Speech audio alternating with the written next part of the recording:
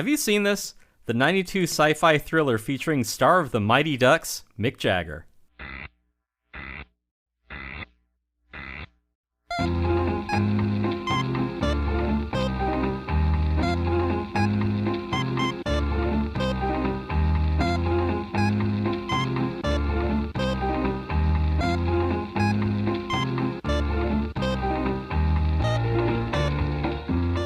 Welcome to Have You Seen This? The world's only podcast about obscure, overlooked, and misbegotten media. All discussions will be spoiler heavy. You have been warned. I was hoping for Joe Estevez. I don't think they could get him. He was coming back for reshoots for Soul Taker 2. He's too busy working with those fucking Zen filmmaking jokers. Yeah, they're trying to figure out, what is the Zen of Roller Gator. So already we aren't talking about 1992's Freejack, and I think that's fitting. We are freely jacking off. Right, yeah. Let's get them all of our system now. All We're right. free jacking. That is, We're free balling and jacking. How is that normal or different from normal jacking? Is that like when you're out in the street, or like when you're doing it in a dress? I think free jacking is when you're doing it without hands. Oh, okay. I thought it's a good trick. I thought it's like free climbing, which is to say you're jacking off without a rope, but so that leaves David Carradine out. Right, Whoa! yeah. Oh, hey! Damn! He's fucking dead. We got only the best third-hand jokes on this podcast. I used to when they would do David Carradine died jerking off jokes on riff tracks. Like early on, I was like, oh come on, that's kind of called for. And then I learned what a piece of shit human being he was IRL, right. And I was like, go nuts. Why didn't they joke about that? I mean, what are you gonna not joke about? I don't know. You could say, the guy was committed. He lived his entire life as a joke. What are you going to not joke about? That makes no sense. Like this movie. Oh, damn, Jen, you got it. I'm failing. It's all these 90s movies, please. Tim. It's brought me back to a younger, dumber self. I didn't know that was possible. But yeah, we have not escaped the 90s cyber movie trend that I guess we're on now. It was Virtuosity. That one really that was a high watermark. Set the tone, which is this very stupid tone. Yeah, I don't know, because I mean, we had touched on this a couple of times earlier about how stupid the 90s were as a decade. Like, it was a great, happy, just dumb, clueless, idiotic, mildly homophobic decade. And we didn't know how good we had it. Like, our movies were stupid, but like it was a stupid time. See, I kind of feel like when in comparison, and I guess it's unavoidable with any era, given enough time and distance, but movies which just seem like horrible, and just like an insult to, just in general, just insulting to anyone who comes across it. Yeah, like an insult to intelligent people, just like total contempt for the audience. Like now you look at them and you're like, oh, this was.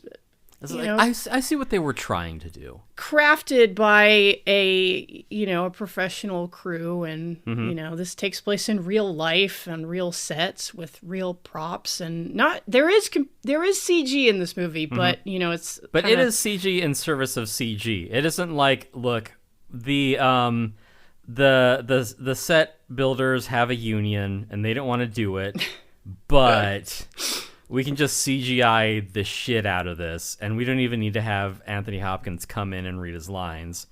He was acting via Zoom before Zoom even existed. Right. This is the futuristic version of phoning in your performance. Right. And like I was, basically the point that I was making is waxing nostalgic. Yeah. It is nostalgia, which is, it can be a trap because you find yourself being nostalgic for very stupid shit just because you saw it at a young age.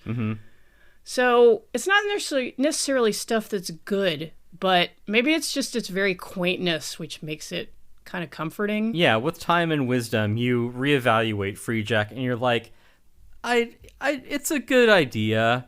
There are some holes in it, sure, but the central premise of it, the forces at conflict here, like, I can understand that.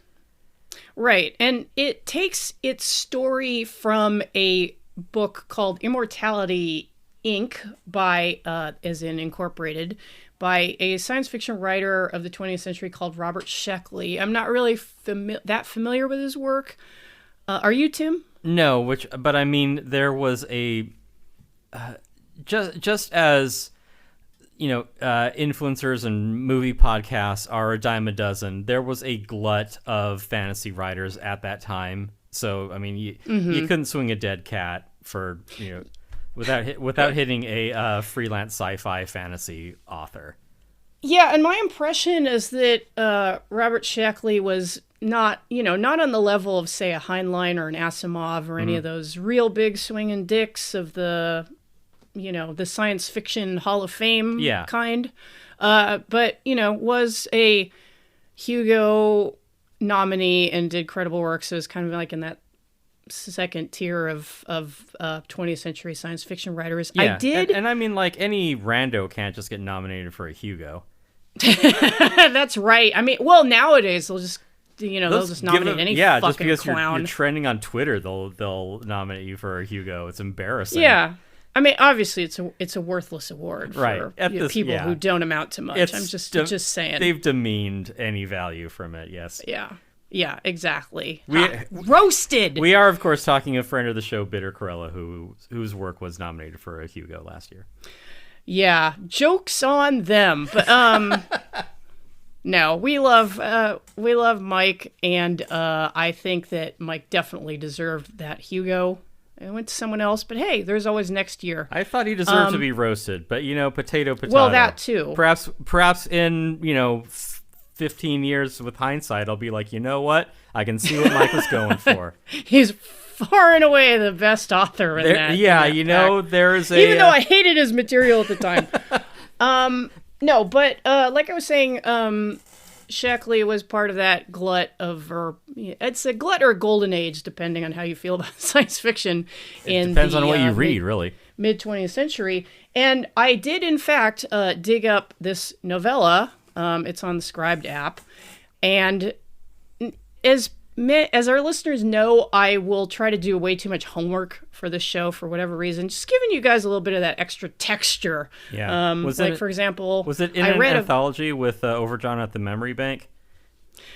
For all I know, it could be. I did try to read it, and I'll say this. Not to sound like a writer for the Mary Sue, but indulge me for a minute. Oof. With a lot of these, even really good books and stories of the science fiction genre of earlier decades, you have to put up with a certain amount of like, well, it was a different time. So, all right, what racist? What words did they use? Well, I don't know if I even got to any racism. It was just kind of the way that that Sheckley talked about. I don't know if she's the main female character because I didn't read that far, but a prominent female character that appears in the book, who is described as attractive but with a very emotionless face. But the way Sheckley puts it is like it was impossible to imagine her in bed. Maybe all just right. Well, hey, now he's got the measure of a woman right there. Mm-hmm. Oh, and later on in the book, the protagonist idly wonders what the penalty is for striking a woman in the future he's been teleported to. Mm-hmm. So I was like, you know what? I have a lot of freelance work to do, and also, fuck this. Also, a lot of women to strike. So I didn't finish reading it. For all I know, it's a really great, unheralded science fiction novella of the time. Find out for yourself. Hey, maybe we can get Andrew Tate to review it, huh? Well, he is an expert on women. Topical. So maybe we can have Jordan Peterson read it. Up yours, woke moralists. Yeah, so I did not spend time reading Immortality, Inc. I did spend an hour and 44 minutes watching Freejack, which was fine. Had you seen this one before, Tim? Yeah, I saw it when I was, when it came out. I saw it when I was a tween, and I remember the F1 car crashing into the walkway, and there's a grid there. That's about it. See, I watched this with my dad back in, I don't know, it was a few years after it came out, maybe in the late 90s. This was out in 92. And the only thing I remembered from it was, I remembered that Mick Jagger was in it, and I remembered the nun who cursed.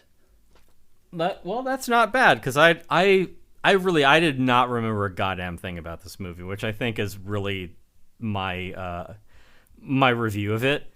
I think essentially I didn't remember a goddamn thing. Just Amanda Plummer as a cursing nun. Yeah, and keep in mind, this is a couple of years before Pulp Fiction came out, so she's just kind of in the periphery being like this, abrasive loudmouth.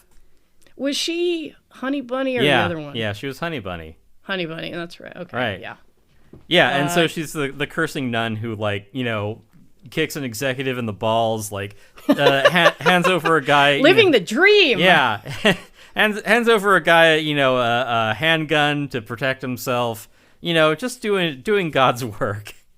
She's a good egg, which is unusual for the Catholic Church, but I don't know. Maybe they cleaned up their act in 2009.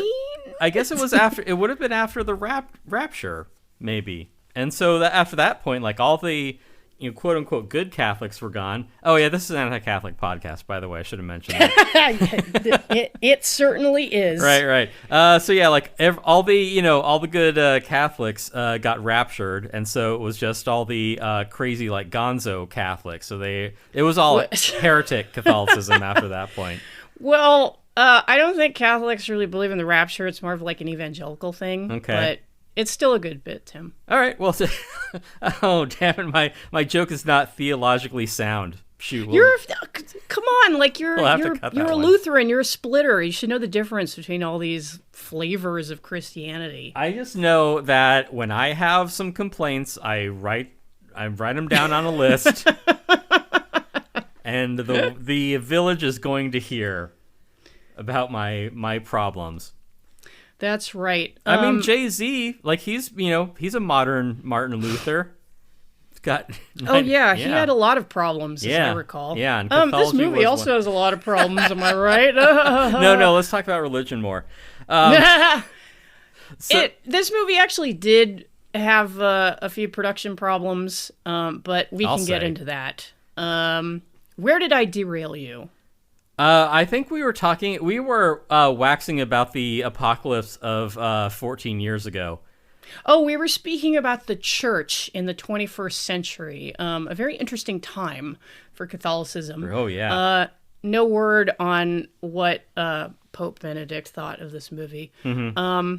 But, yeah, I mean, I think the nun character basically is kind of another piece of the puzzle, which adds up to this picture of future dystopia. Mm-hmm. Like I said, this is supposed to be 2009, after leaping forward from 1991. Right. Interestingly, I didn't read very far in the source novella, but apparently that takes place in 2110 or something like that. So yeah, you just got to the part where he's like, by the way, all female podcast film nerds are bitches, and I don't respect them. And Jen's like, well, this seems a little on the nose. Well, I haven't met a one that isn't, so where is the lie? Right, yeah, exactly. But still you were offended, as is your right. Yeah, I don't know. It could be that by page 45 it turned into some kind of proto-feminist classic. Could be, yeah. Hard to say in 1958, but But yeah, there were some changes from the novel to the screen. I don't know, Tim. Do you want to kind of lay out the plot for our listeners? Let's see. Anthony Hopkins, who is to say that he's in this movie is being generous. He's in Westworld a lot more. There is a thematic connection to Westworld. Yeah. He's more in Westworld than this. It's true. But he is a wealthy businessman in the future who died. his consciousness lives in a computer, but they need a healthy body, and for that they time travel the imminently deceased Emilio Estevez to take his body. And then he winds up in the future, but he escapes. He's loose. He's a free agent, a Freejack, if you will. So he's running around. Yeah. What? And better yet, the people chasing him are called bone jackers. Oh yeah. They just jack their bones. They seize the bone and then they jack it. There's a lot of that in the future. Yeah, society's broken down. Everyone is jacking on and jacking off. That's how you can tell how fucked the future is. Everyone's just jacking freely. Yeah, everyone's logging onto the internet and jacking off there. Oh man, we're gonna ride this as far as it'll go. Which is not far. No, I thought we were supposed to get that out of our system so we could give a serious review for once. I mean, come on, Jen. Oh yeah, I'm sorry. I should take this movie seriously. Yeah, this is what the people who get our podcast for free expect. Is this a free episode? I don't remember. It ought to be. Boy, if you suckers paid $5 for this, wait a minute. Never mind. Hey, I'm getting some email alerts right now. Yeah. So join us in the Discord. Right. Yeah. That was the plot of the movie, but the plot is slight. It is the proletariat does not want to have his labor given over to the capitalist, and for that he fights the fight of the just, and he also gets his ex-wife back, or I guess his widow. It does drive home that anti-capitalist notion that our bodies are simply grist for the wealthy people's mill. That is so true. Yeah, that is a good insight. I mean, I'm really extrapolating hard from this movie because this movie is not deep. No. I would applaud, but we have some neurodivergent people in the audience, and they would prefer. Yeah, you. Yeah, they prefer that I just snap my fingers instead. Yeah, I think we should definitely conduct the podcast based on what like two lunatics at a DSA meeting somewhere thought was appropriate. Oh, you were there too. Okay, great. Yeah, it was just you and me snapping our fingers, and then everybody looked at us weird, so we stopped. Yeah, everyone's like, they're narcs. Get them out of here. Fed. Right. Yeah. So that's Freejack. Good night, everybody. Right. Yeah. Oh no. See, let me explain the term Freejack real quick. Because you ever you know how like you'll screw up, like maybe you misremember something on a podcast and it's preserved forever, or like you mess up someone's name and then you feel like embarrassed, and like everyone's like, oh well, you shouldn't feel embarrassed because like think of all the times that you remember someone else screwed up, like you don't remember them just the same way that other people don't remember your mistakes, right? So I was watching Emilio Estevez getting interviewed on Arsenio Hall for doing the press junket for Freejack, and Arsenio Hall's like, so this Freejack, I'm thinking like New Jack City, is there like, Freejack, like what's a Freejack, like is there any connection there? And Emilio Estevez is like, I don't know.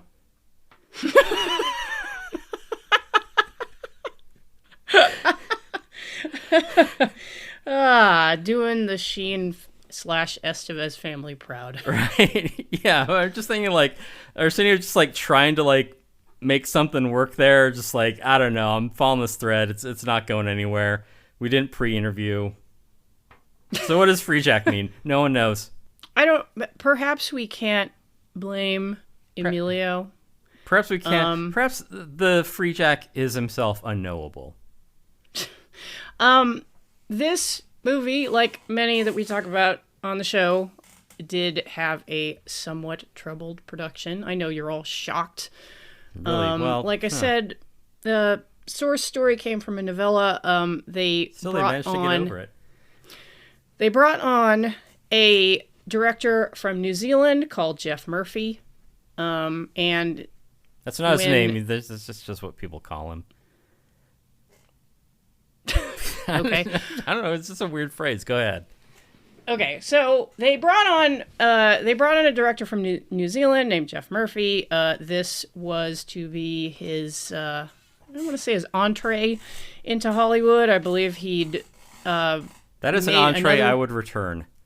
He made another feature with I want to say Helen Mirren, and did okay. So Morgan Creek, the production company, said, "You're our guy. You are going to direct this science fiction thriller." Mm-hmm. And Murphy actually wrote a memoir, which is another thing that I found on Scribed when I put down Immortality Inc. And he does have a whole chapter about Freejack, and it sounds like it went about how you would expect with a director who didn't have a lot of juice in Hollywood, kind of getting basically overridden a lot by the production company, by his production designer, by Suits, by whoever you want. He didn't have a problem with either Mick or Emilio, but they had started the movie with Linda Fiorentino in the lead female role. And a couple or 3 weeks into shooting, they were like, "We don't like her. Get rid of her." And so they punted Linda Fiorentino and got Rene Russo in there. That seems like a major step up. I'm not well versed in Linda Fiorentino. Okay. So I can't imagine what her. I'm sure she was fine, but Rene Russo is also fine. She sure is. And the way that the director tells it is he makes several allusions in the chapter to how actresses tend to be cast in Hollywood, and to that end he tells a joke which basically goes, so you have 3 actresses vying for the part. Like one is, one came from the stage and has a lot of, excellent theater credits under her belt. Another one studied with Lee Strasberg. The third is equally accomplished. Which one do you pick? The punchline being the one with the biggest tits. And I guess when Murphy objected to the recasting of his female lead, he was told that Linda Fiorentino simply did not make the executive responsible's dick hard. So that sounds completely believable.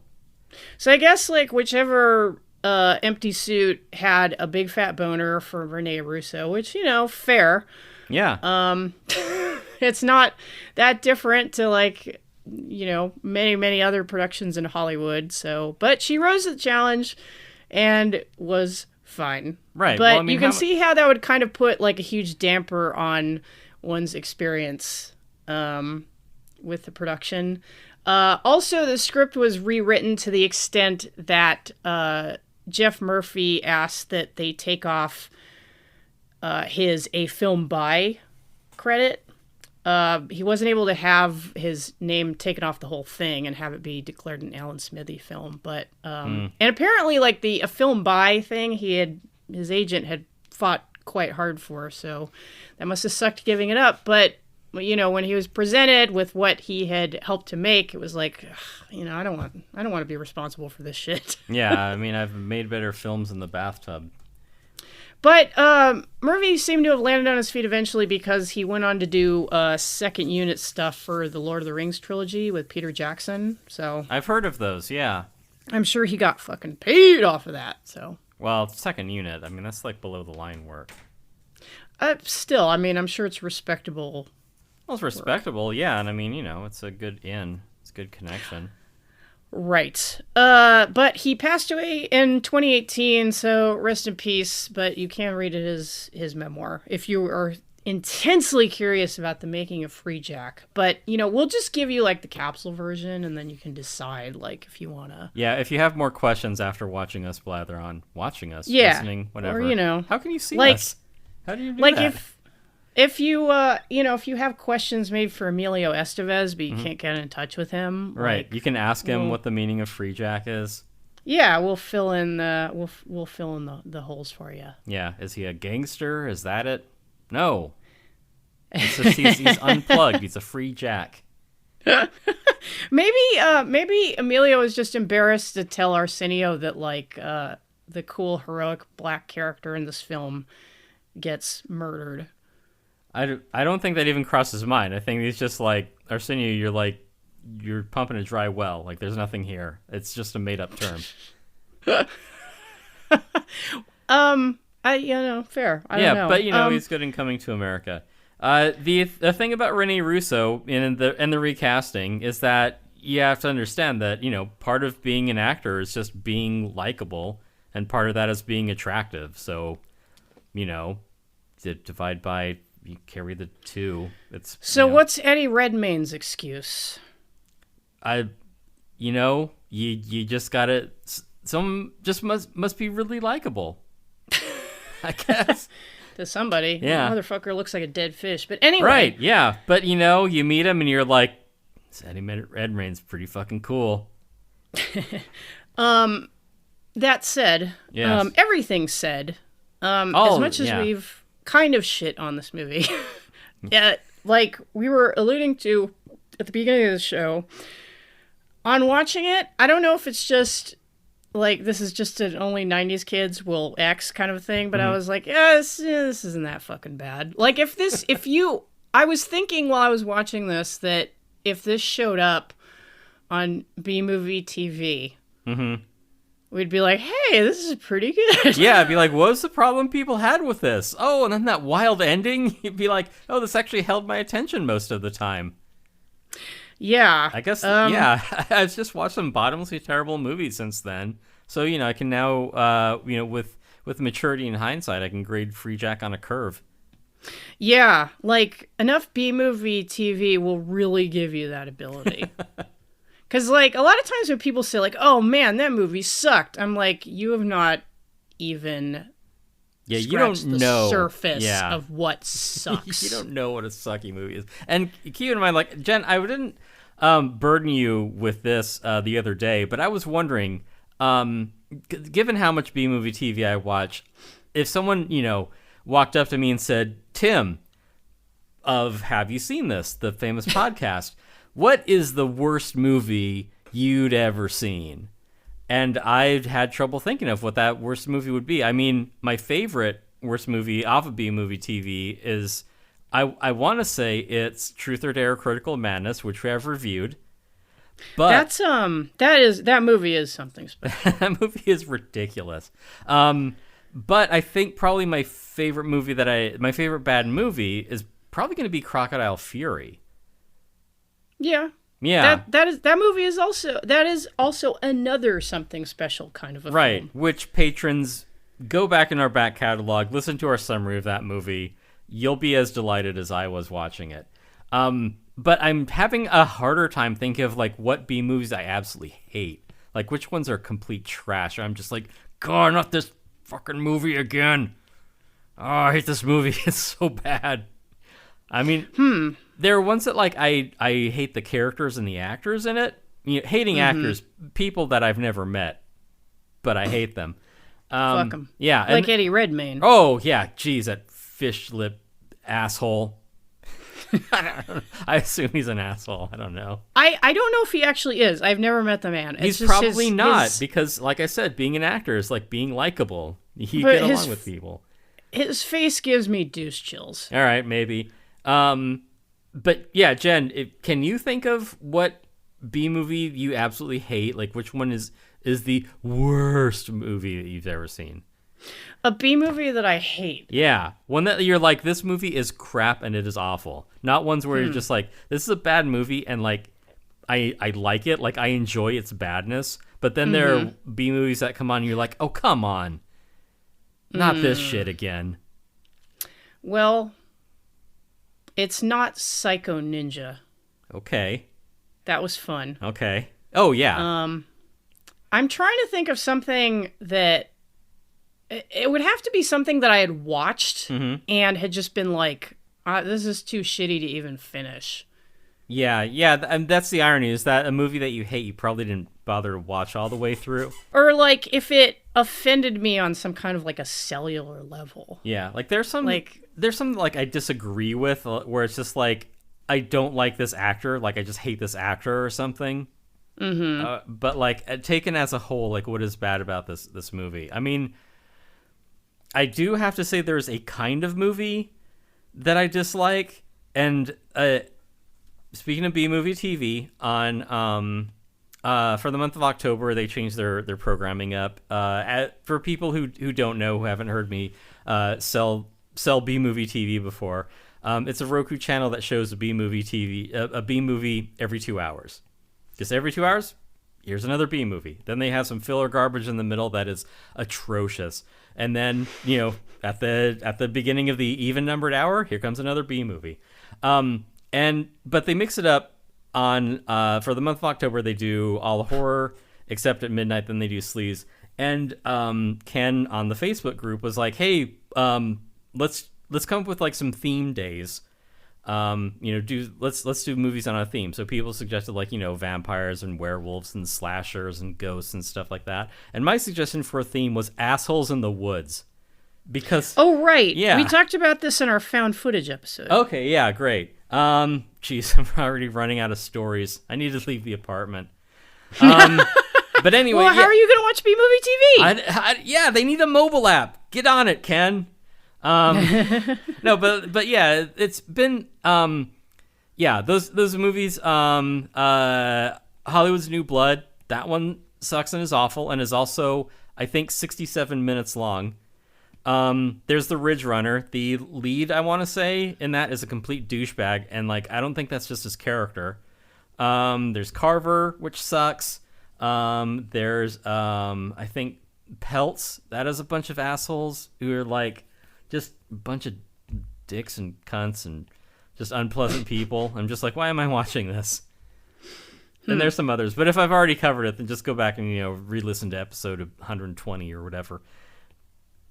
Well, tell you what. Well, I'm trying to think of a B movie that I truly hated. Let's talk about Freejack. Okay, but those are the movies that I absolutely despise.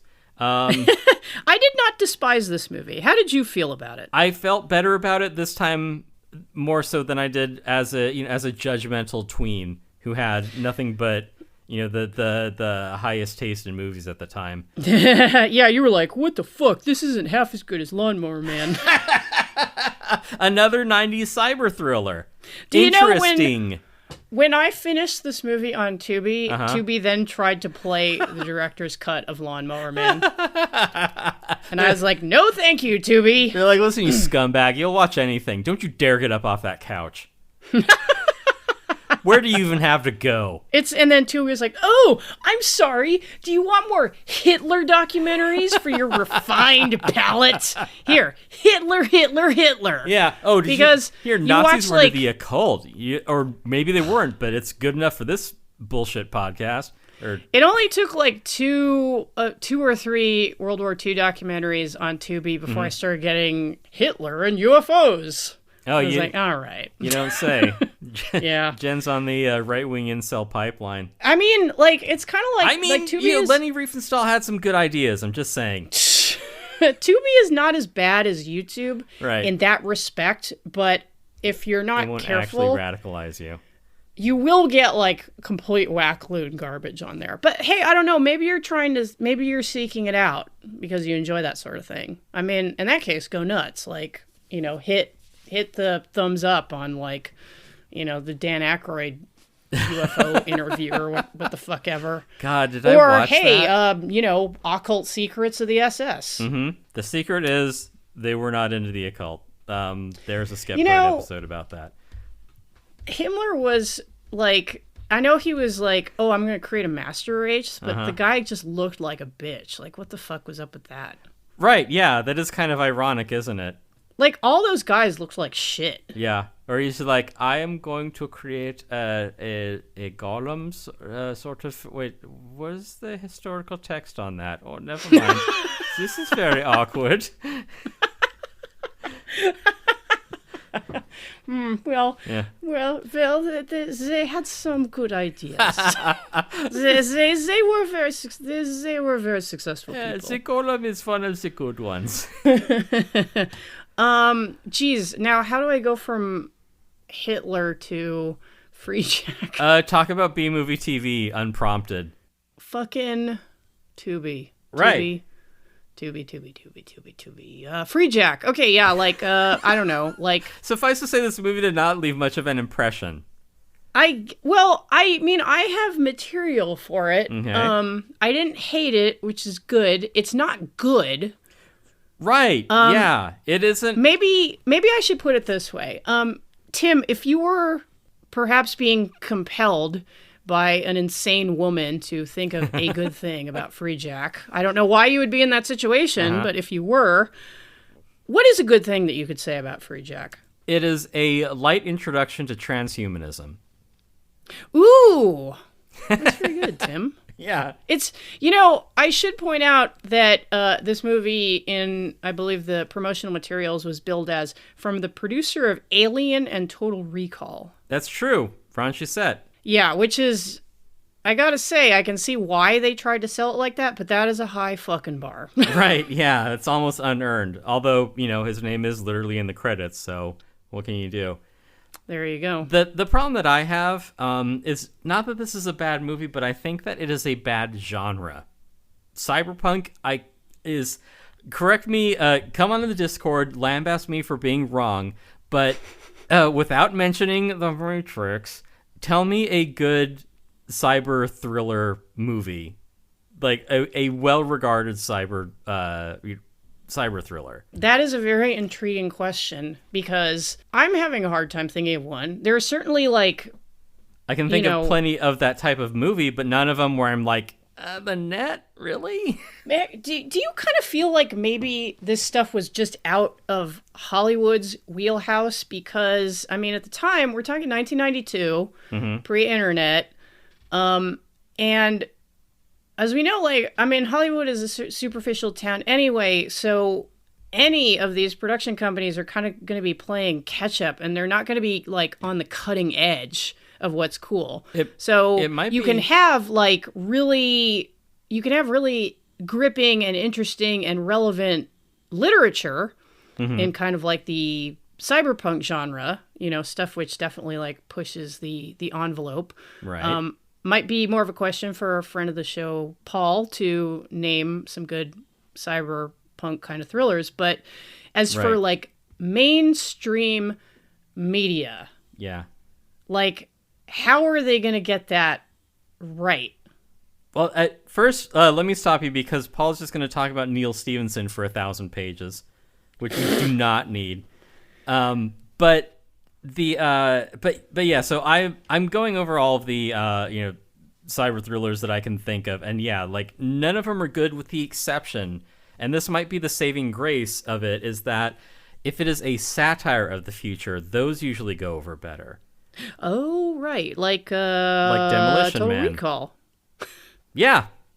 Yeah. They're both, those are the two examples that I can think of, and I'm sure someone on the Discord can correct me or maybe even broaden my horizons and mention another 90s cyber thriller that is good that maybe, just was off our radar for some reason.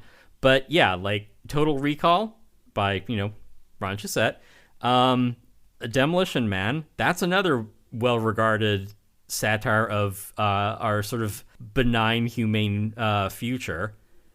Right. It's a fun movie. It's a fun movie. Maybe Jen isn't as on board with it as I am. No, I like Demolition Man. Right. And I think part of the problem is that a lot of the time, I think with sci-fi and in particular with, cyber movies, is that when they're losing that element of satire, they forget that these movies are supposed to be a reflection on sort of modern times. Science fiction is used to say, let's extrapolate this one modern issue to the nth degree and see what does that look like.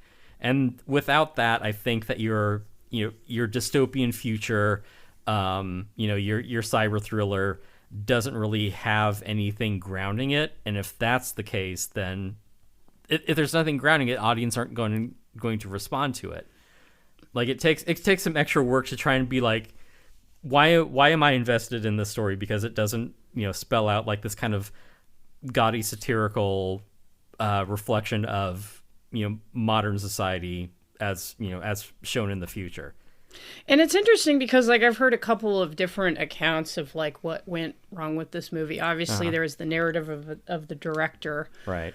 I would probably be more inclined to agree with him because I'm probably going to align myself with the creative more than I am with, like, the suits or, like, you know, kind of like cynical industry observers. Like, this is a show which falls firmly on the side of art, with a capital A. Okay. And possibly with an F at the beginning and an E at the end, to quote Stuart Copeland. Okay.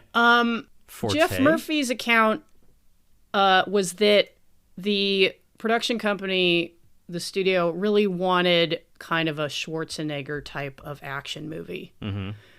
And his account says that what was interesting in the script was kind of like flattened out so they could have, you know, hey, like a, you know, two-fisted sci-fi action thriller, maybe in the vein of Total Recall, because while it does, Total Recall does have that Verhoeven touch. It's got that satirical edge, but it also has, you know, Arnold doing his Arnold thing. And, you know, Arnold, at the time, Arnold was, you know, he delivered a product reliably, and we all thought it was great, right? Yeah. So for this, you don't have your muscle-bound hero. You have a stray Estevez. And I don't even want to hate on Emilio that much. Like, he's fine and he tries.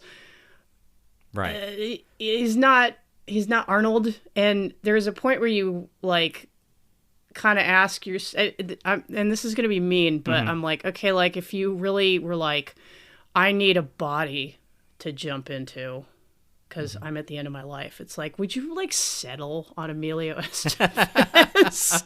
I would be like, can I get a little more height or something? I don't know. I mean, you know, if he's a race What's his dick look like? Right. Look, they barely had the internet in 1991, Jen. There weren't any Estevez dick pics online. Ugh. No, thank you. I think that he would just prefer to be alive because and I understand it's probably difficult to triangulate to a point of time where you can, like, snatch somebody's body right before the moment of death. Mm-hmm. I guess is that like an ethical thing where it's like, oh, well, you know, we don't want to just, like, take somebody who's, like, living their life. Like, we'll take somebody who has, like, an expiration date already. Yeah, that's okay. That's two questions that the script does not answer. I mean, the basis for the story would seem to have some interesting possibilities for, you know, asking questions about, you know, heartlessness and capitalist cynicism and, you know, the grist for the mill that I mentioned. But I think maybe because they were like, hey, let's do like an Arnold type sci-fi action movie, like, they're not that interested in answering any of those questions. Right, which is the thing that I was saying earlier about, like, if it isn't grounded in modern problems and you're like, all right, it's just a dumb adventure, I don't know, I hope the guy gets to keep his body. Yeah, and to kind of add on to what I was saying earlier about Jeff Murphy, the director's account of the making of the film, interestingly, I've seen elsewhere that people in the cast and crew blamed the director for being, like, too focused on action and less the movie is about 2/3 car chases, so I think that there is some merit to that. Yeah, and, you know, honestly, like, maybe that was just what he was saddled with, because he was not a director who was going to be able to say, no, we're making this picture my way, because people would be like, who the fuck are you? Like, you did a successful picture for us, but, like, don't get too big for your britches, buddy. Well, because he had, like, a decent feature or two under his belt, but, like, nothing, you know, not a barn burner, like The Matrix, you know. Right, so. Yeah. Or Total Recall. Yeah. Because as I recall, Total Recall made a fuck of a lot of money. That's Paul Verhoeven. I mean, I guess it's just in the hands of a more director. Yeah, and then which you don't want to say because, you know, there's just a guy doing a job. I suppose. Yeah. But that's a question for another pod. A Verhoeven pod. I don't know. Is it? So maybe because you have basically just a Hollywood product. Mm-hmm. Like, you're not going to get any interesting cyber or cosmic questions about, the nature of being, it's an and blah, ungrounded blah. narrative, yeah. Yeah. Yeah, because, I mean, even Total Recall had you guessing, like, well, is this all a dream? Like, you're kind of trying to, use the audience are trying to figure that out. And you only get, like, just the tiniest of mindfucks in, like, the last 5 minutes of this movie, which, to their credit, they did go for something like that, which is totally, like, something that I would pull in a Traveler adventure, or maybe even Call of Cthulhu. You know what it might be? It might be that Philip K. Dick, who gave us We Can Remember It For You Wholesale, which was the basis for Total Recall, is a little bit of a stronger writer than Robert Sheckley. Again, I don't know. I've read more Philip K. Dick than Robert Sheckley. I mean, I think that is self-evident, though. Like, it supports your premise where it's like, yeah, people have heard of and probably read Philip K. Dick. Like, you read one of Sheckley's short stories, and you're like, yeah, I'm good. Yeah. So something to think about. It could be. And it could be that I'm being unfair and that I wasn't willing to look past what I considered the flaws of the story. But well, you're just also being emotional, which is, it's endemic to your gender. And I am impossible to imagine in bed. Many have tried. They tried and failed? They tried and died. There's the Bene Gesserit, now there's the Jenna Bezeret.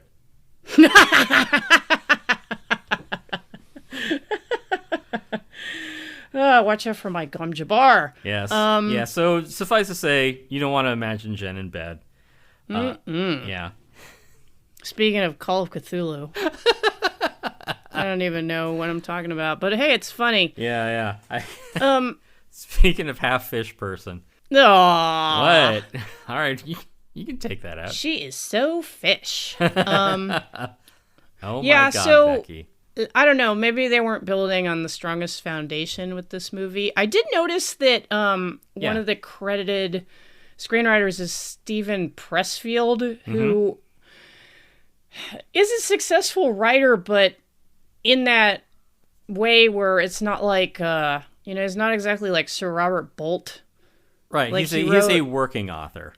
Yeah, like he wrote, and who knows, like if he's ghosted on stuff that was amazing. Like I don't actually know, but the credit that gets thrown around when you talk about him is Legend of Bagger Vance, which is the Will Smith Magical Negro Caddy movie. So that's okay.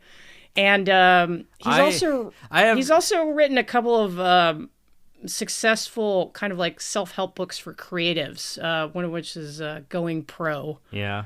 And the other one I forget the title of. I have no evidence. You can probably find that on Scribe too. Yeah, I have no evidence to support this, but I'm convinced that Bagger was not the original first name. It looks similar.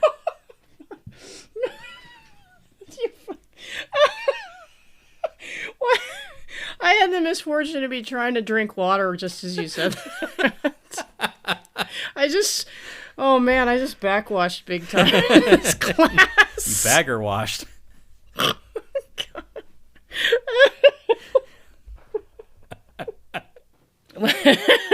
we're on the topic of, let's say, dispiriting portrayals of black people on the screen. I did notice that the one cool and helpful black character gets murdered in this movie because, of course, he's a secondary character. That was Theo Huxtable, wasn't it?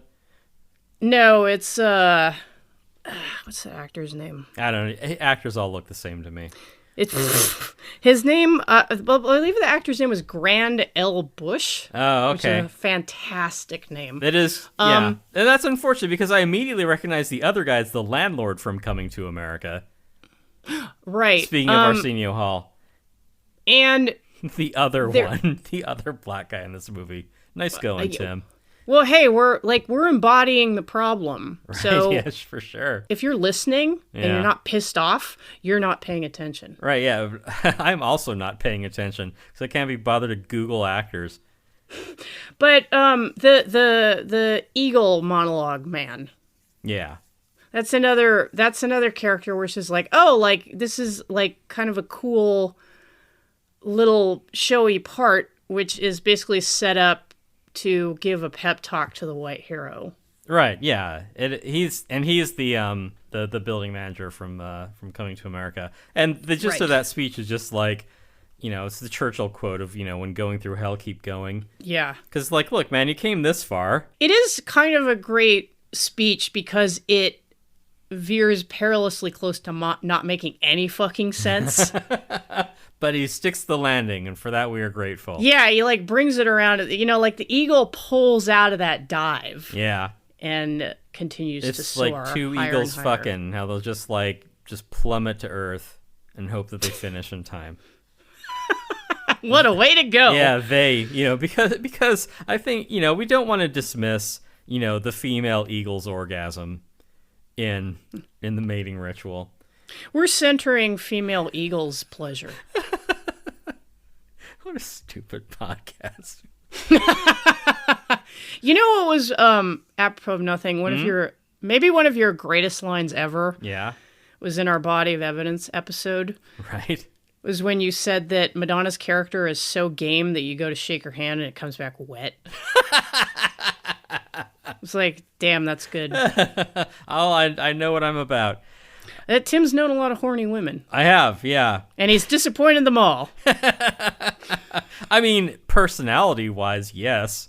I mean, I think that's clear. This is now the roast of Tim. Boop. Right. This is two exes bickering about movies. Yes. I think that's pretty much our angle. We got a couple of good responses to us, like, try to dox each other in the last episode. For some reason, people thought that was really funny. Right, yeah. I'm just saying the side door to Jen's house is not locked. Don't come for me in my cool houseboat, which is probably going to burn down because I just leave candles burning all day. Right. Well, yeah, there's another body of evidence right there. Wait, I think, speaking of, we talked a little bit about the writing in this movie and the writers, such as they are. You mentioned one of the writers by name, Ronald Shusett. Yeah, the alien guy. Right. Do you want to hold forth on his work at all and maybe speculate on what the fuck he was doing with this movie? Slumming? I don't know. Slumming like Anthony Hopkins? Well, I mean, from the beginning, it kind of has that same, alien-ish veneer. It has that kind of, lived-in future. But beyond that, the story itself, I mean, I don't think we've really finished talking about, I think, like, the slightness of the story. Like, I was going to ask, before we went on yet another digression, like, Jen, have you, like, you can relate, like, do you remember that time when you got sent to an environment wholly different from your own and someone wanted to steal your body for their own purposes? Man, have I got some stories. Yeah, I think it must have been... Some of which have been optioned for cinema. Right, yeah. It might have been that one time that you went to Spain. But yeah, that's what I'm saying, is that, like, the story itself is not particularly relatable, and I think that's its weakness, because, like I mentioned in our previous episode, me repeating other people's wisdom that there aren't any plot holes. Plot holes are just, you aren't invested enough in the story that you notice holes in the plot. Kind of like in this movie, how they're saying, how Jen pointed out, couldn't they just like time portal anyone from the past? Like, there are plenty of people who die, like, in hospitals or in car crashes or victims of violence, or do they even need to be dead? Just, like, take some random person and be like, oh, one person randomly disappeared one day, and it didn't happen enough so that anyone made anything of it. It just happened every time that a billionaire, 1% of the population, needed, like, was dying and needed a new body. Right. So that's the one. And then the other thing too is, like, they go through all these hoops to have perfected time travel to find the healthy body of someone before the catastrophic environmental, economic apocalypse. But they couldn't just, like, raise their own kid and then use their body. They couldn't just have like planned ahead a little. Yeah, but then you get attached to him. It's like having a. It's They're like a having billionaire. a. They're attached to no one. You've read Elon Musk's tweets.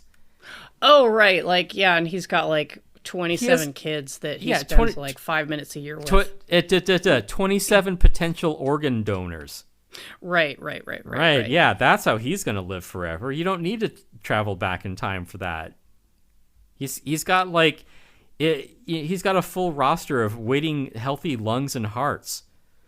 There's also another thing here, and like I don't know if maybe it's just that the story kind of got like kind of confused in the transition to screen, because I did read far enough in the source novella to know that the main character is he's like a yacht designer or something like that, he drives like a small hot car, and he's on the road, and like Alex Furlong in the movie, he is snatched at the very moment of his death in a fiery car crash. It's not in a Formula One racer. It's just in his like little ass sports car.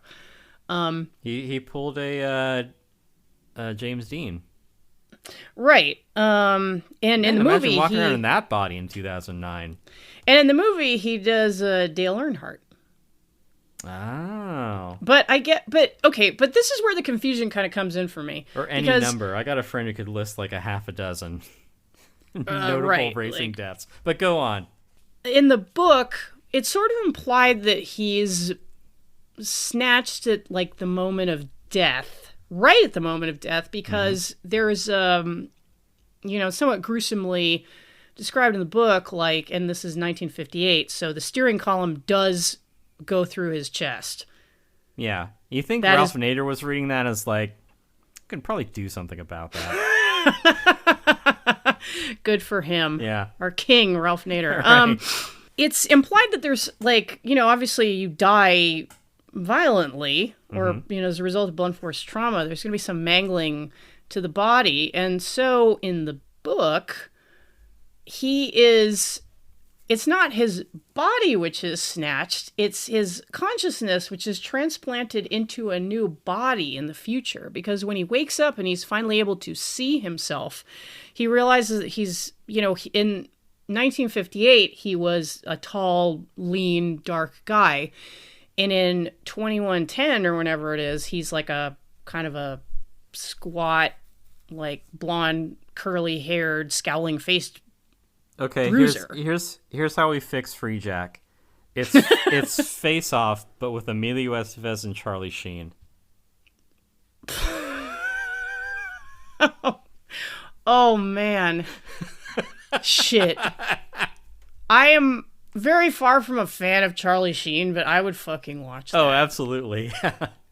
Damn. It can be, the ninth scary movie franchise film. Of course, Charlie Sheen needs Emilio's body because Emilio doesn't have fucking HIV. Right, yeah. He hasn't, wrecked his own body. Also, he doesn't look at kiddie porn or rape Corey Haim. Right.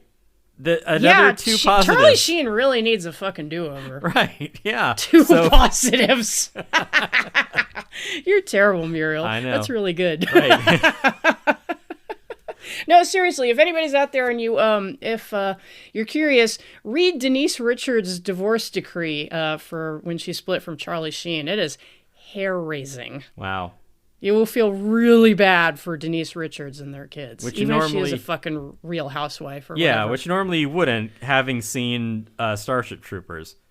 Mm-hmm. Right. I'd like to feel her bad, if you know what I'm saying. Does that make any sense? Whatever. No. It was lascivious. Right. My intention was lascivious. I'd like to Neil Patrick Her Harris. It's afraid. Right.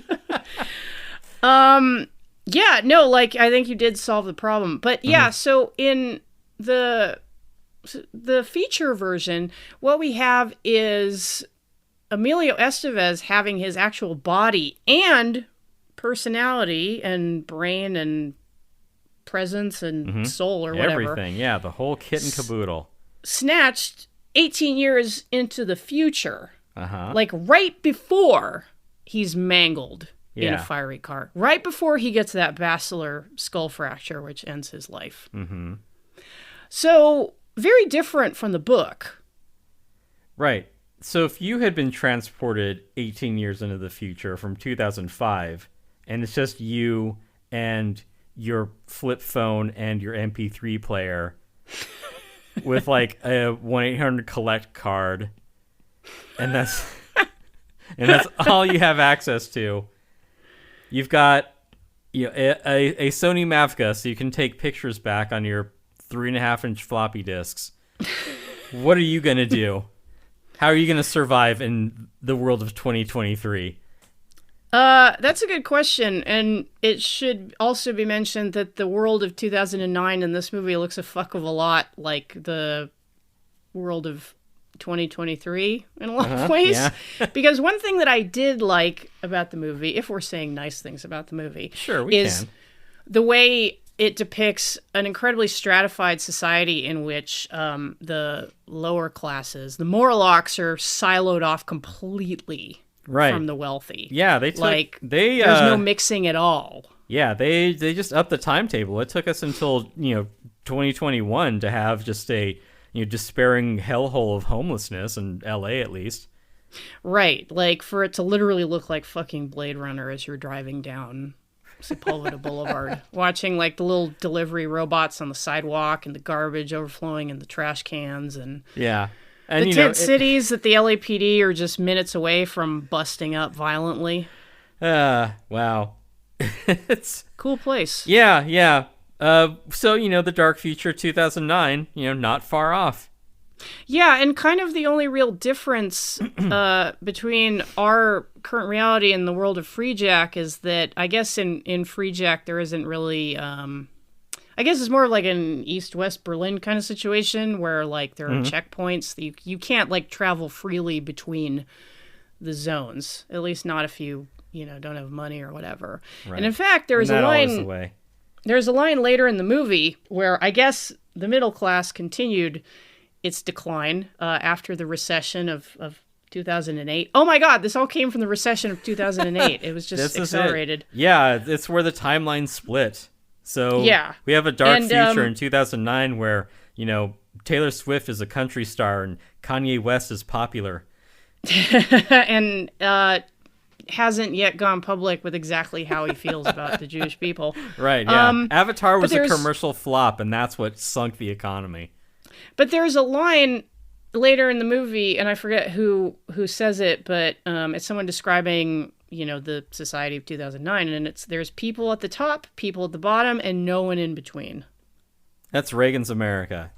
Yeah, and we're not quite there yet, but damn near, right? Yeah, I mean, give it another couple of years and we might reach 2009 eventually. Lucky us. It did freak me out a little bit that, because as is often the case in these fictional science fiction dystopias, there's an implication of rampant pollution. Mm-hmm. And they're very specific at one point where they're talking about like all the fucking chemicals that are just like everywhere, spewing like benzene, like spewing into the atmosphere. Mm-hmm. And there's a part where Alex Furlong, Emilio Estevez's character, like he has to make a death dive off a bridge to get away from Mick Jagger and his goons. Mm-hmm. And he falls in the water and comes out, and I'm just like, okay, so he's definitely got like HEPA Cove AIDS right at this point. Like he's fucked. Yeah, Charlie Sheen wouldn't trade bodies with him at that point. Yeah, like he's got like he's got leptospirosis and rat lungworm and God knows what else from that water. Yeah, so before you travel to the future, get your shots. Right, so that's a little unsettling, isn't it? The commonalities between Freejack world and our world. I mean, I haven't seen many foul-mouthed nuns or David Johansen. Right, which is another thing that we need to mention. Feeling hot. Oh, God damn it. He's done Sing, boom, boom, boom, boom. He's done other work, Jen. Yeah, I know about the New York Dolls, Tim. Yeah, but and he'll tell you himself. It's like, I made more money, like, doing a Buster Poindexter gig for 90 minutes at a corporate event than I ever did, playing for the New York Dolls. I mean, hey, get that bag, man. Yeah, I mean, he's right. Mm-hmm. So. But you sounded like you were about to make a point. Oh, I forget. We're talking about disease in the future, and what was the point that I was going to make? Wait, did he have sex with Renee Russo after he fell in that water? I don't know. Oh man, she's got HEPA COVIDs now too. Yeah, it's true. Oh well. Well, anyway. Maybe it's like Demolition Man Future, where they don't actually touch when they have sex.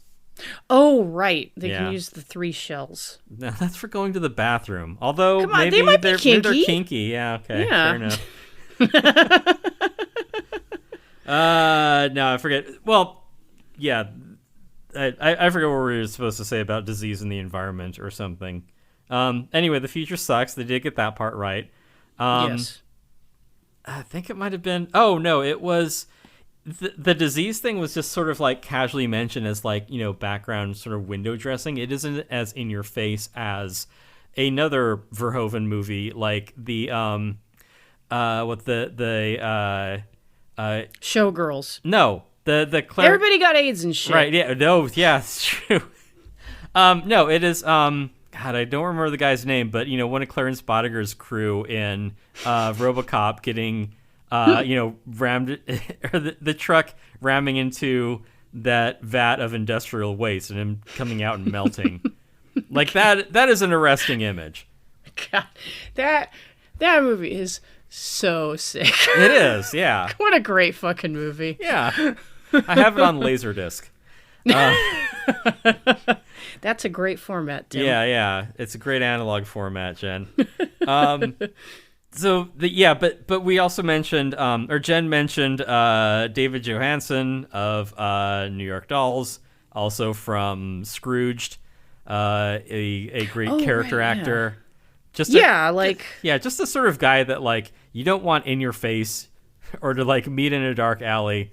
Because it's like, shit, I'm in trouble. It's sort of funny because they have 2 musicians with huge mouths in this movie. That's true, yeah. Maybe that was just what the director was going for. It's like, the audience will pick up on it.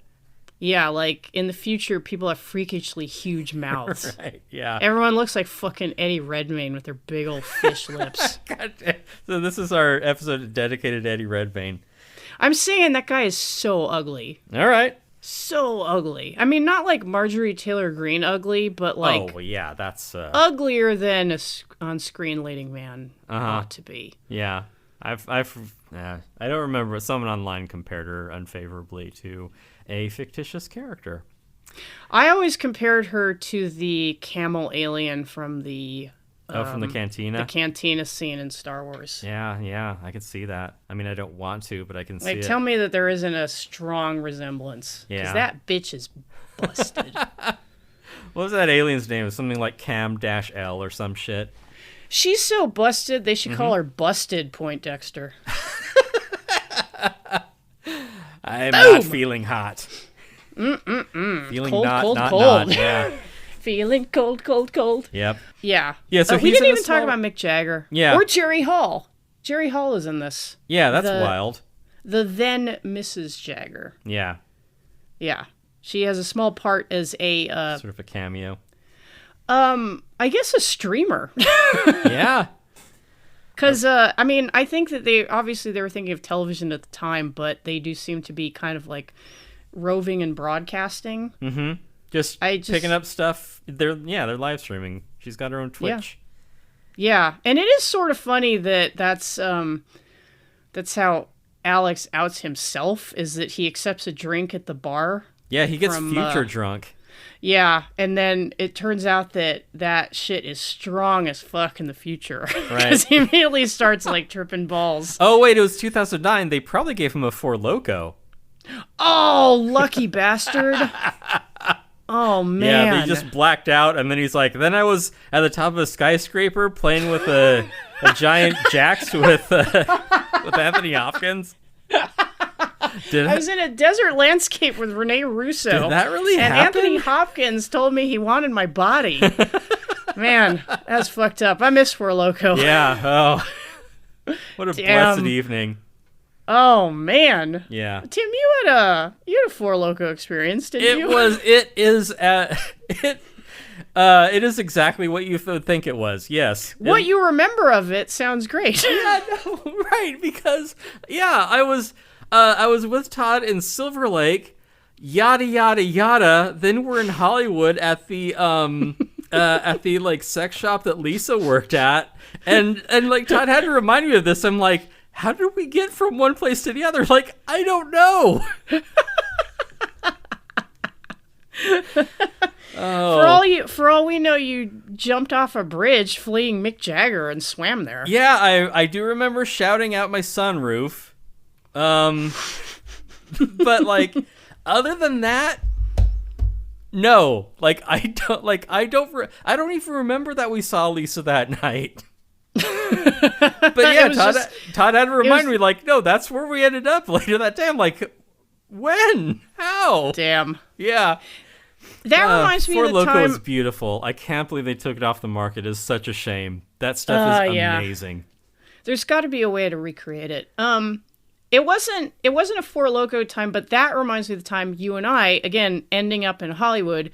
We were at it was like 5:30 a.m. Mm-hmm. We were at the Mel's Diner on Highland. Right. And I was eating a tuna melt, and I was still drunk as fuck. We were. At 5:30 a.m. Yeah, and like, well, it was 4:30, but we had just gotten completely trashed on like the Equinox, and so we lost an hour, and we're like, fuck, it's already tomorrow morning. Like, I feel like we must have been at the Frolic Room at some point, because one of those margaritas they serve in like the pint glasses had to have been involved. Yeah. Right. Yeah, that is a good way to start or end an evening. Because that is just like that is an evening in a can right there. Oh yeah. Good times. Yeah. So I could understand me just like cutting loose to Jerry Hall if like I was on a Four Loko and then not remembering any of it. You're on camera like, yeah, I'm from fucking 2009 and I'm fucked up.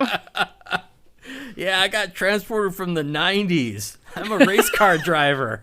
You got so fucked up on Four Loko, you thought you were from 1991. You're like, I don't even know who the fucking president is. I think it's I think no, it's president. The president is Bush, and I'm like, again. Oh my God, this is a dystopia. Right. Yeah, exactly. Just like, how they mentioned that in Back to the Future, where it's like, who's president? Ronald Reagan. Ha, the actor. And I suppose Jane Wyman is the first lady. Well, Speaking of which, this dystopian does seem kind of like the alternate universe Hill Valley. Just like everything's kind of scummy and sleazy and whatever. Well, it's because of all that Four Loko that they didn't take off the market. Right, yeah, that's the alternate timeline. So it's like Hogarth's Gin Lane, but everybody's like drinking a Four Loko and like dropping their baby into a canal and shit. Yeah. So that's what they need. Emilio needs to get back to the past of 1991.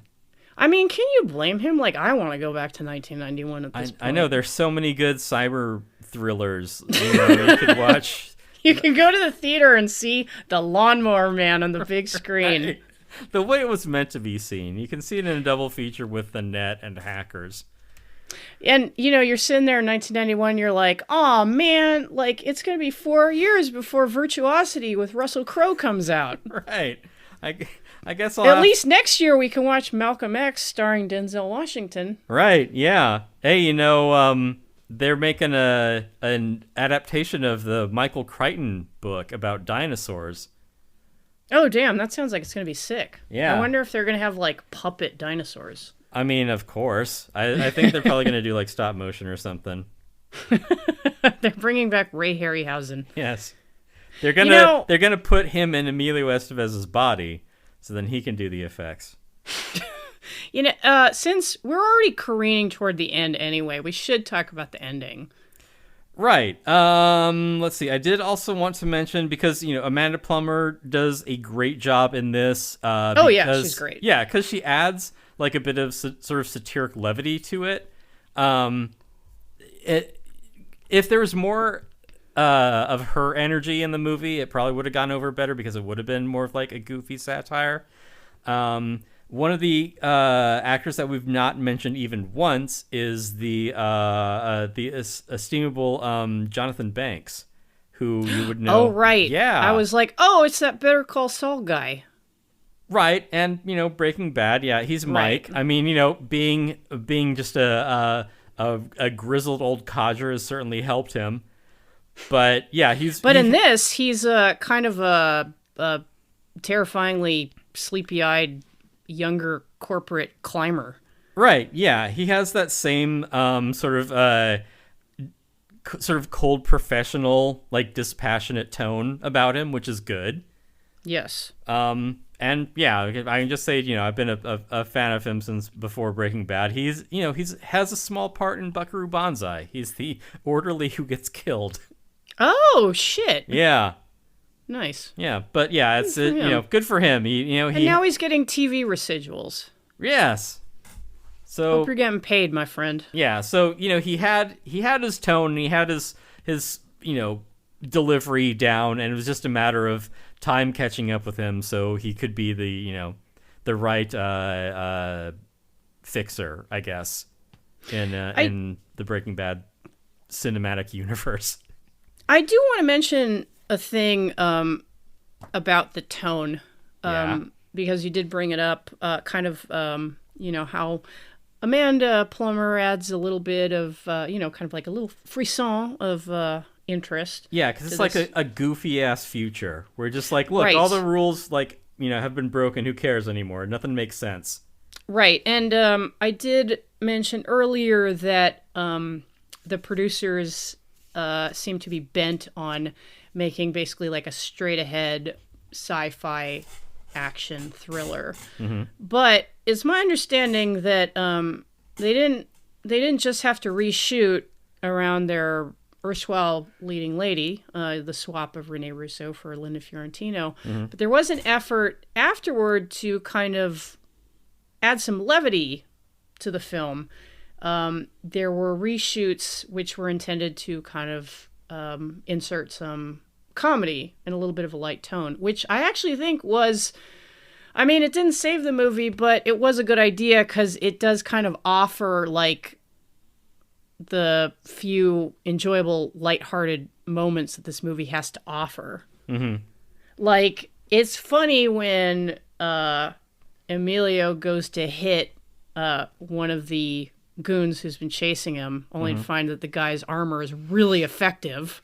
Well, yeah, he's attacking him with a melee weapon. He probably doesn't have any strength bonus, and that's only going to do like 2 dice, and even a basic vac suit gives you a +8. So I mean, the odds are definitely in the guy's favor. Doesn't even dent the guy's helmet. Right. I don't think he even notices. Like, he hits him just like he no-sells it. Oh, and this is another weird thing. Yeah. Okay, so you said correctly that this movie is like 75% car chase. Yeah. And I don't remember if it's when Emilio is driving the champagne wagon, which this movie starts to look like a cross between Top Gear and Wacky Races by a certain point. Right. Yeah. I mean, you could definitely see, James or Hammond like behind the wheel of a champagne truck.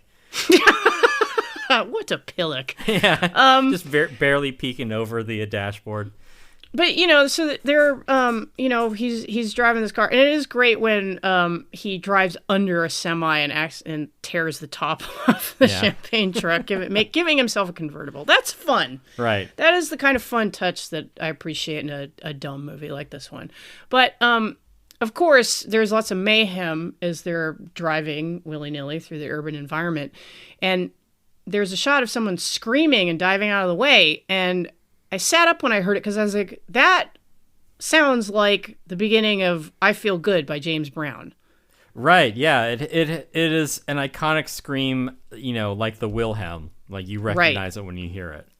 And if IMDb trivia doesn't lie, which is 50-50, why would it? It's crowdsourced. Right. That is indeed the scream from the very beginning of I Feel Good by James Brown. So somebody was, as the British say, was having a laugh. Yeah, someone was taking the piss. And it was the sound effects editor being like, who's going to notice? Yeah. Even in 1992, this guy was sick of the Wilhelm, so he spliced in James Brown. Another fun bit of trivia from IMDb. Take it as you will. Mm-hmm. One of the movies on the Porno Theater Marquee is Go Down Moses, also the title of a short story by William Faulkner. The one above it was a better pun. I don't remember it, though. Oh, God damn it. It was, shit. Shit the movie. That's pretty niche. I don't know. Shit the movie on a double bill with Fart the movie. It's movie number 1 and movie number 2.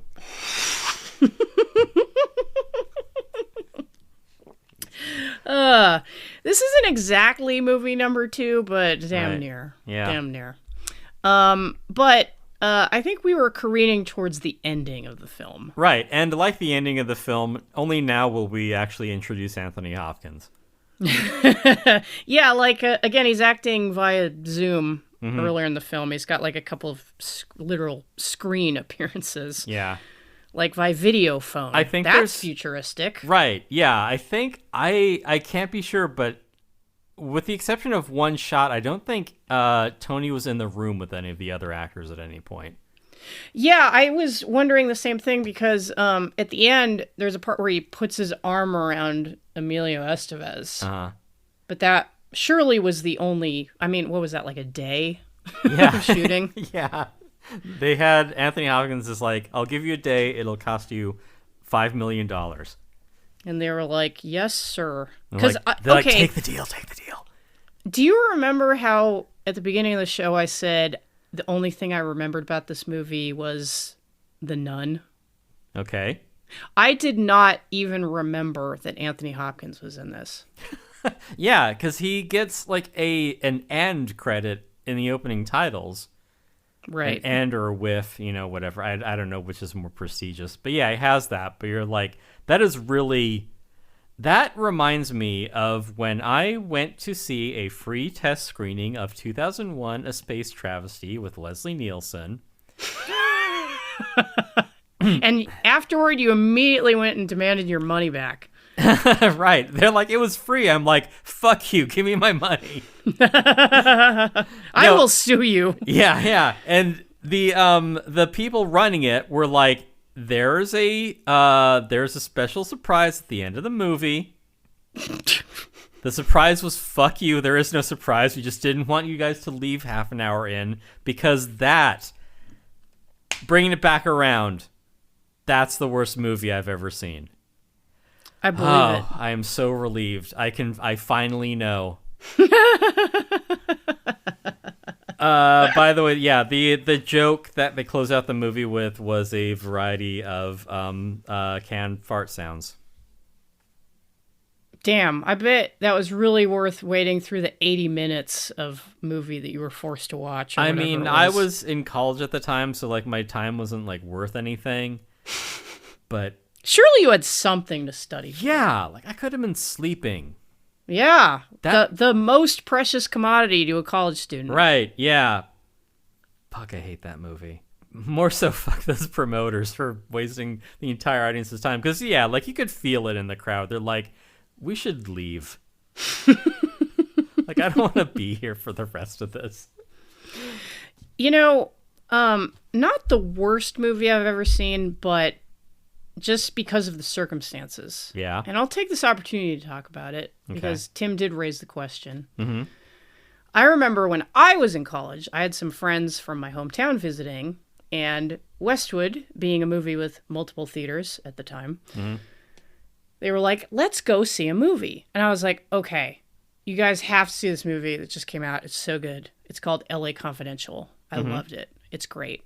And they were like, sure. So we walked down to Westwood, and then at the last minute, my one friend says, oh, I want to go see this that's playing at the Bruin. And it was The Object of My Affection, starring Jennifer Aniston and Paul Rudd. I can't even picture that movie. You're a lucky man, because I sat through it and I was like, I am so fucking mad at you guys for making me watch this and not fucking LA Confidential. Wow. Jen, you are a film snob, like, through and through. Like, ever since you were a little baby. Yeah, well, I mean, you sit through a movie with Jennifer Aniston and Paul Rudd and tell me what you think. Also, one time I was in New York City. Why would I do that? That sounds awful. And I went to get a blowout at Dry Bar, and they put movies on the TVs for clients to like watch while they're getting their hair blow dried and shit. And the movie that was on was The Proposal with Sandra Bullock and Ryan Reynolds. Huh. And I was like, I am not tipping after you make me watch this. Like, fuck you. This is the worst experience I've ever had in a salon. My hair looked great, though. They're like, okay, fine. We'll put on the movie with Bill Pullman and Ellen DeGeneres. Mr. Wrong? Mr. Wrong. Did you see that in Westwood? No, why would I? I don't know. You went to see 2001: A Space Travesty. Yeah, because it was free, Jen. I don't know. It was free, Jack. They probably had some free screenings of Mr. Wrong. Well, you get what you pay for. Did you see It's Pat in Westwood? I don't know. So the ending of Freejack. Right, where Anthony Hopkins deigns to show up. Yes. Deigns? Whatever. And it turns out that he did all of this to get some pussy. No, he didn't. He lied. He's a lying liar. You can't trust billionaires, Jen. You should know that. True. Silly me. It's great. I was as badly fooled as Emilio Estevez. This is like the actual nut of a interesting story that is not fleshed out in any way that is dramatically satisfying, because they make it all the way to the end boss, and the end boss is, not like he's not a big tough guy who they have to fight. It isn't Mick Jagger, who's real big tough guy. Yeah, who they're outclassed, in a hand-to-hand sense. It is just little old Anthony Hopkins, but, he fights him with his mind. It's something that, I don't know, M. Night Shyamalan mentioned in a movie or something. In, Unbreakable. Yes. Yeah, so they actually do that. And, the last good Shyamalan movie. Right, yeah. And the rest of the you people who are like, oh, like, I went and saw the new M. Night Shyamalan. It's great. Like, he's really great. He's a great filmmaker. Like, you're part insane. of the problem, yeah. I don't know what are you all doing a bit? Like, is that what this is? Like, this is all, like, just a really elaborate, like, Nathan Fielder-style bit? Yeah. Well, it's not. I'm not laughing, so probably. But yeah, so anyway, M. Night imparts that wisdom, which could be bullshit, but it sounds true, so I'm taking it to heart. Anyways, they get to Anthony Hopkins, and he tells him this whole sob story where it's like, I'm not going to use your body anymore. I was wrong, and I just wanted Rene Russo to like me, but I realized I can never be that man. So we'll just go through all the. She's got at least 2 feet on me. There's that too, which she also has on Emilio, but I guess because he's a cool race car driver, she likes him. Right? Yeah, or maybe he, wears lifts like Tom Cruise.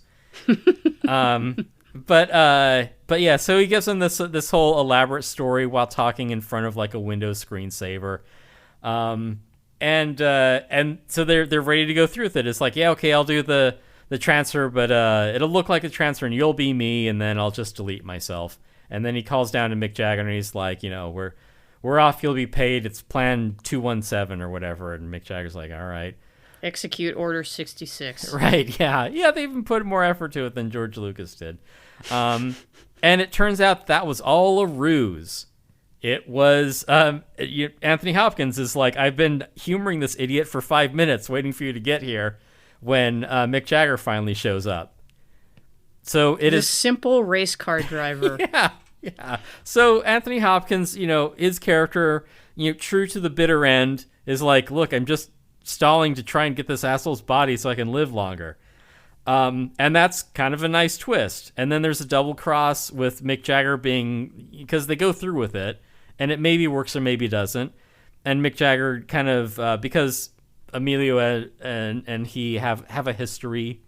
He saved his life or didn't kill him, whatever. He's, willing to give him a mulligan on that. Be like, if you're really the guy, then you'll know his secret number. And he recites a number. He's like 6. Yeah. 9. 4. I was 2. Yes. 0. Right. 1337. And he's like, ah ha ha, you're right.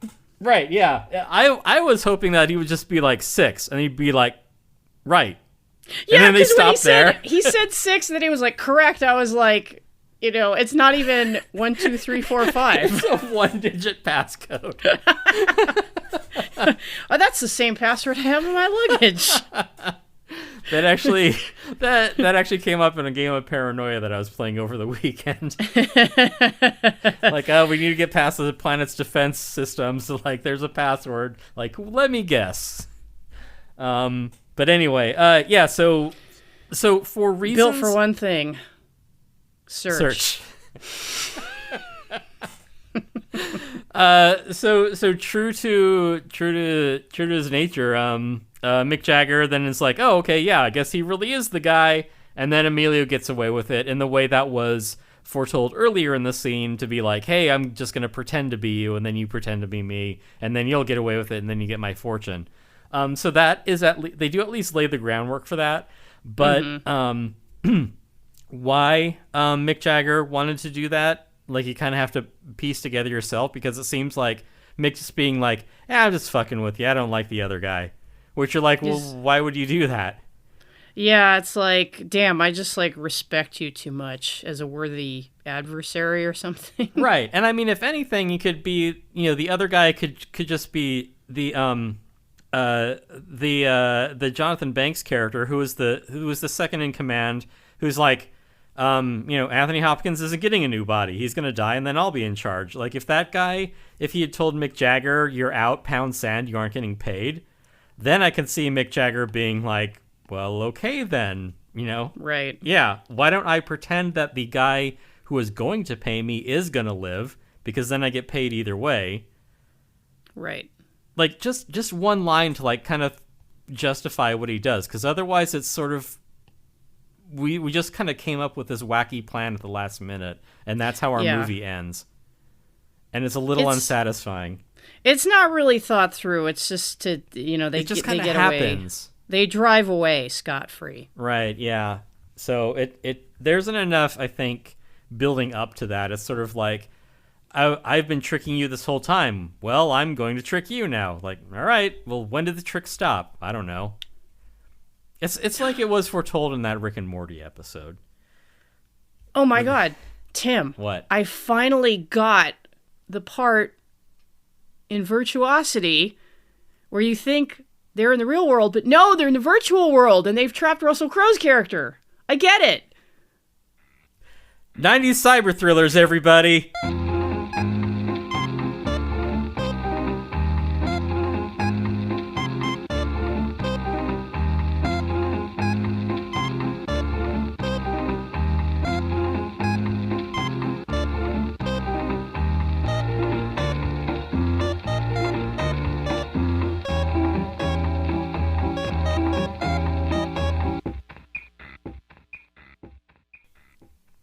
You know what? I like Freejack better than Blade Runner 2049. Okay, why didn't you start with that?